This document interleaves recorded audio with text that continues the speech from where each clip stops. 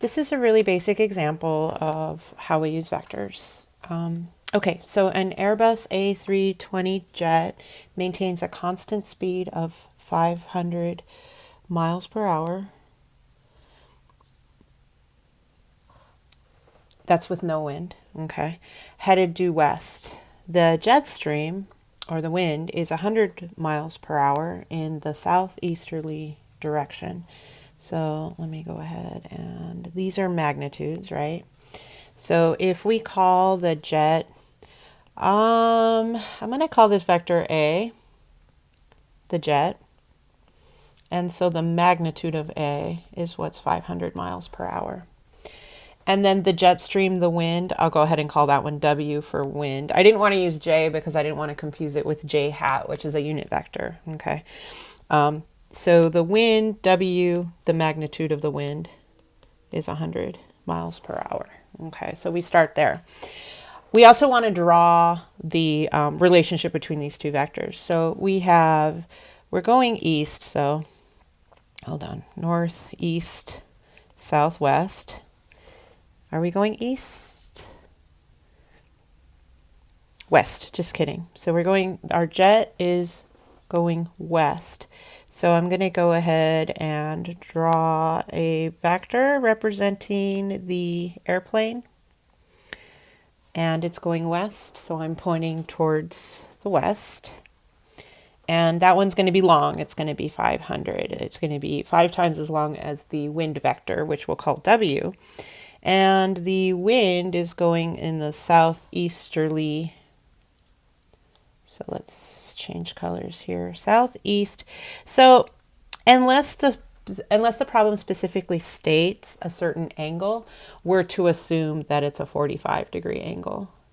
When we say southeast, we pretty much mean like right in between south and east. Or it could be phrased something like 30 degrees south of east, in which case that angle would be 30 degrees instead of 45. But we can go ahead and assume the 45 degrees, and then southeast goes this way. I'm going to go ahead and line up the initial points of our vectors. And so just to be clear here, this angle theta is 45 degrees. So that's pretty much all the information that was given. And let's go ahead to the specific problems here. Find a vector representing the jet in still air. So that's A. And what we want to do is we want to throw this onto a set of axes. So we want to put these are a lot easier to navigate if we I'm going to throw in a y-axis here and an x-axis here. And that really just makes saying what vector A is a little bit more obvious.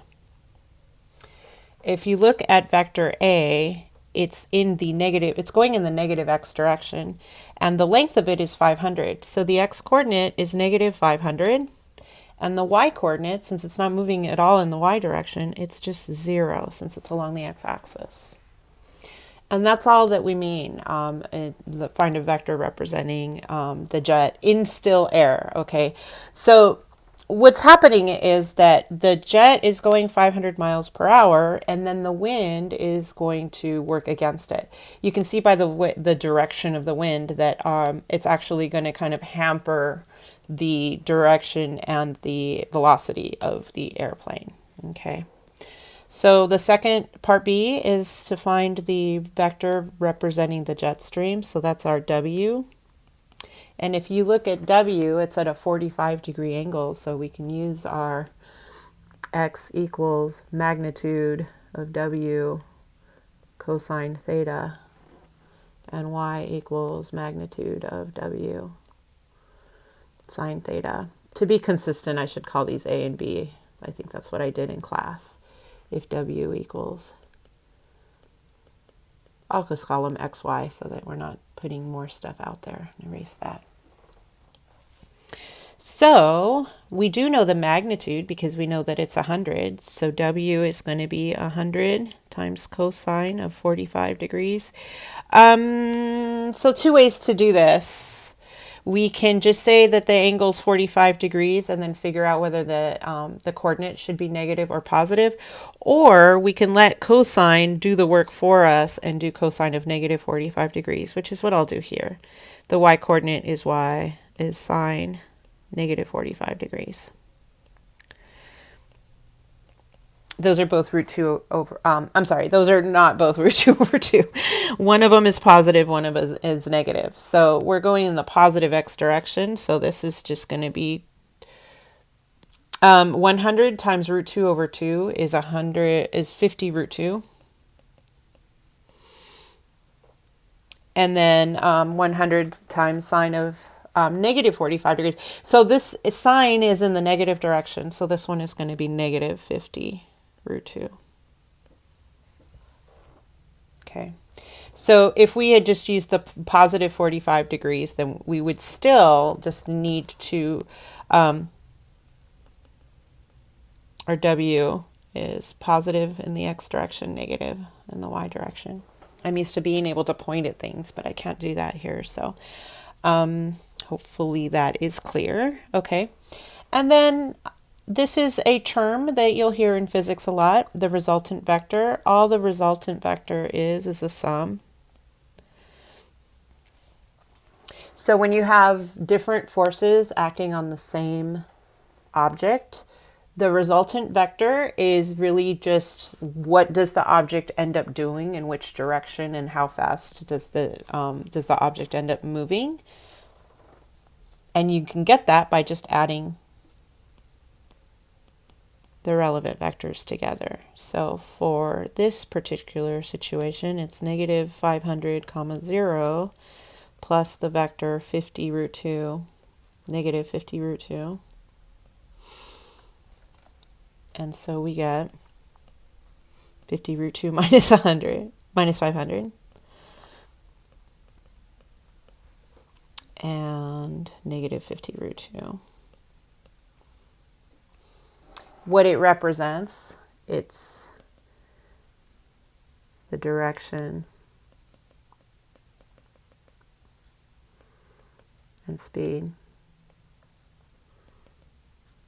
the plane goes.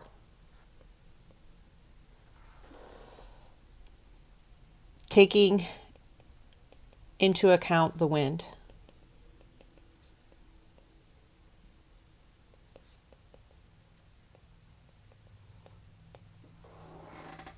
So in physics, you see a lot of problems where where the resultant vector needs to be equal to 0, because if you have something that's like not moving, it's in equilibrium, then that means that all the forces add up to 0, and so that's also something that you'll encounter. So the term resultant vector is important, and you get the resultant vector by just adding all the vectors if all the vectors are affecting one object. In this case, we have an airplane that's subject to the force of its engines and the force of the wind, also gravity, but that's not, we're not factoring that in. We're just assuming that the force of the engines is counteracting the gravity. So find the ground speed. Okay, so I like this example because it's very tangible. So what the ground speed is how fast is the plane going relative to the ground? And that's just going to be the magnitude of the resultant vector here. So the speed of the plane is 500 miles per hour, but that's just if we don't talk about the wind. So when we're observing the plane from the ground, or what the plane would be going with the wind, we're looking for the magnitude. Speed is always a magnitude of the velocity. And what we basically have is this vector here is the velocity, the direction and speed, which is velocity of the airplane. So we just need the magnitude of this thing. So we're going to take the square root of 50 root 2 minus 500 squared plus 50 root 2 squared. And I will approximate this one with the calculator. So let's go ahead and put that one in. We've got the square root of 50 root 2 squared. I should probably just square these because that's going to be easier. No. Okay. So let me just, whoops. Yuck.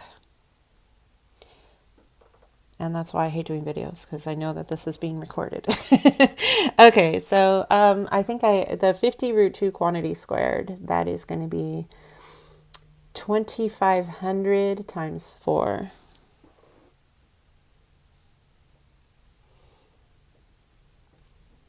The other thing is going to be gross, so I am going to put that one in. So 50 root 2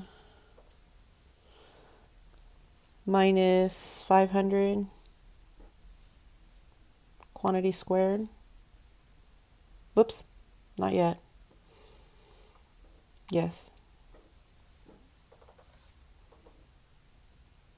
That should be right. Oh, nope, it isn't. I need to move the arrow, but not that far. There we go.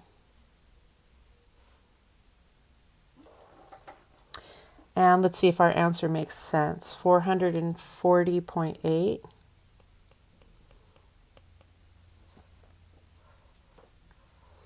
Magnitudes of these vectors are in miles per hour, so this will be also miles per hour.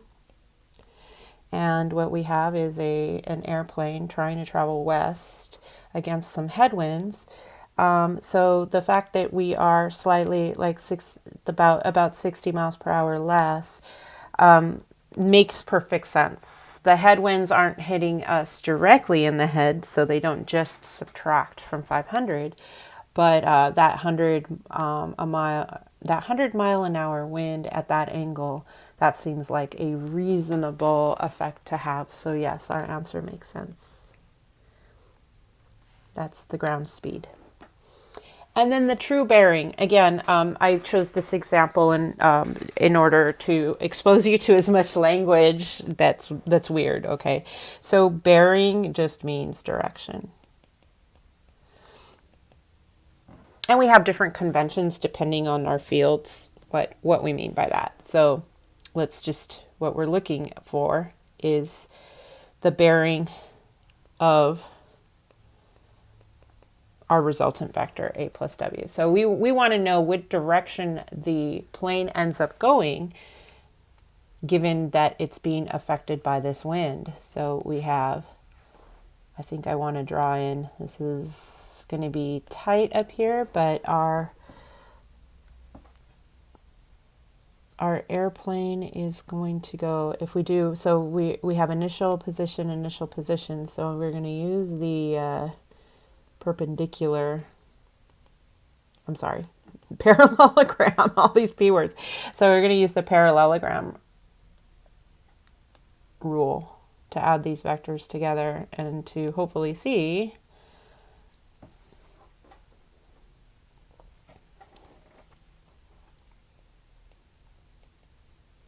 what our resultant vector looks like. So we are looking for pretty much this angle in here is what we're looking for, so that we can see which direction we're going, because whatever that angle is, it'll be like this, and then we can modify it depending on the context.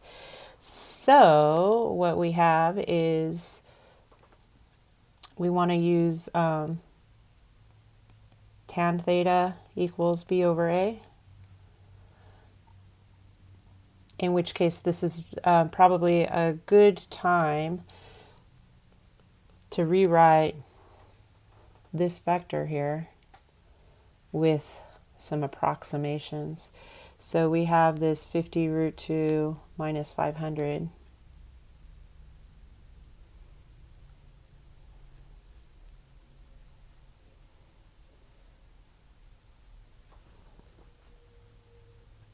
Which is negative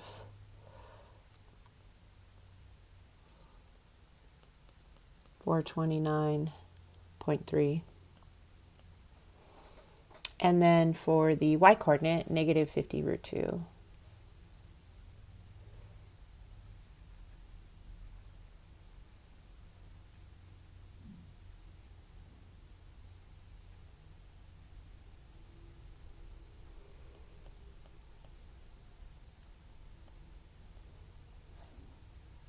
And now I was worried for a second because I was in the third quadrant. I wasn't expecting that, but it actually is in the third quadrant. I should have been expecting that. So we're okay. So we want to take inverse tangent of the y-coordinate divided by the x-coordinate. Again, we're in the third quadrant, so we can't expect inverse tangent to give us our answer.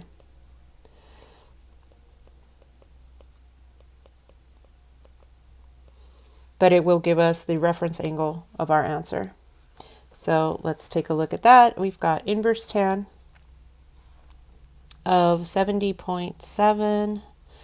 I think I might have that. Yeah, I'll just use the answer.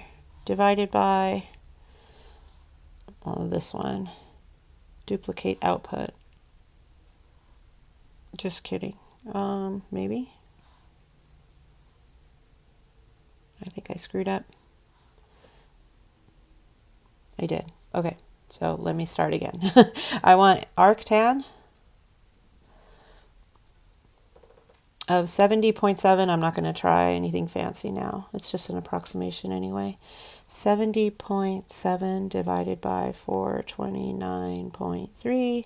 There'll be a little bit of rounding error, but not too bad. So we have 9.4 degrees. So I think I'm going to cut this out and paste it down at the bottom. I'm going to take some text with me, but that's okay.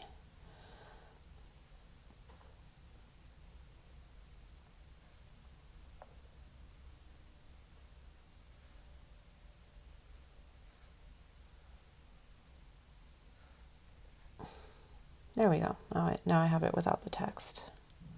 Should be able to erase this. So I wanted to pull this out of here so that we could look at what the 9.4 is. And the 9.4 degrees is this reference angle here. So that's our theta prime. And so depending on what we're, what context, this is north, east, south, west. So what we have is 9.4 degrees south of west, which is an okay way to write it. I think that the convention, though, is to write this answer using north as a reference. And so if we're using north as a reference, then we're looking at 90 degrees plus 9.4 degrees. So that would be 99.4 degrees. And I think that that's the convention of how people do it when it comes to airplanes nowadays. That the 9.4 degrees, just when you do problems like this, just make sure that you understand which angle you're finding, and then depending on the structure of the problem and how it was given, how your answer should be. Okay, so that is this example. I just wanted to make sure everybody had a good, solid application with vectors example to look at. I will put something pretty much exactly like this with different numbers, of course, on the final. So you can expect that. Okay.